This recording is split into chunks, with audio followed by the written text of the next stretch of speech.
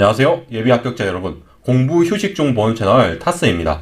오늘은 10분 리뷰 꼼수 회독법이란 주제로 이야기를 하려고 합니다.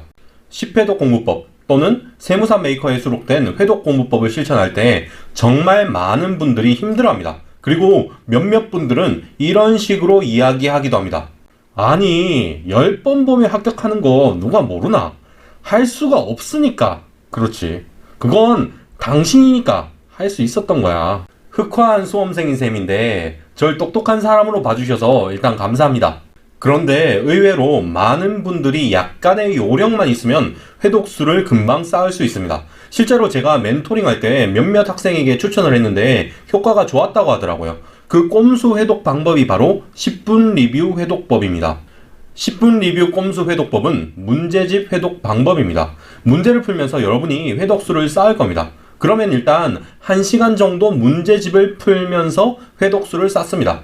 푼 문제 옆에는 이 문제를 몇 회독했는지 표시도 해둡니다. 그리고 1시간이 딱 지나면 방금 전 1시간 동안 푼 문제 중에 몇 개를 골라서 제한 시간 10분 안에 다시 풀어봅니다. 이때 몇 문제를 골라야 할지 고민이 될 수 있습니다. 회독수가 어느 정도 쌓이고 난 다음에는 그냥 한 문제당 1분 내외로 정하고 풀면 됩니다. 그런데 아직 숙달되지 못했다면 이미지에 있는 것처럼 말 문제는 1분, 계산 문제는 2분으로 제한 시간을 걸고 10분 안에 풀 수 있게만 하면 됩니다. 예를 들어 말 문제 6문제와 계산 문제 2문제를 합치면 10분이 됩니다. 이 문제를 제한 시간 10분을 걸고 다시 풀어보는 식입니다. 회독수를 쌓는 속도를 높이고 싶으시면 최적의 복습 주기에 복습을 하면 됩니다. 그리고 최적의 복습 주기는 잊어버릴락 말락 할 때입니다. 다 잊어버리고 나면 처음부터 다시 공부해야 하고 방금 전 본 것이면 복습 효과가 적을 겁니다. 그런데 아직 회독수가 많이 쌓이지 않았을 때는 1시간만 지나도 상당 부분을 망각하게 됩니다. 에빙하우스의 망각 곡선에 따르면 1시간 정도 지나면 절반 정도를 잊어버린다고 하죠. 그러니까 1시간 정도 공부한 다음 방금 전에 푼 문제 중에 일부라도 리뷰하는 것은 상당히 좋은 회독법이라고 생각합니다. 그리고 이때 10분 리뷰를 하면서 풀었던 문제도 회독수로 인정해 줍니다. 이런 식으로 10분 리뷰를 하는 것도 물론 효과가 좋지만 여기에 추가로 하면 더 좋은 공부법도 있습니다. 그건 바로 함정 복기 공부법입니다. 여러분이 처음 문제집 회독수를 쌓을 때 분명히 틀리는 문제가 있을 겁니다. 그러면 그 문제 옆에 이 문제를 틀린 이유를 키워드로 적어둡니다.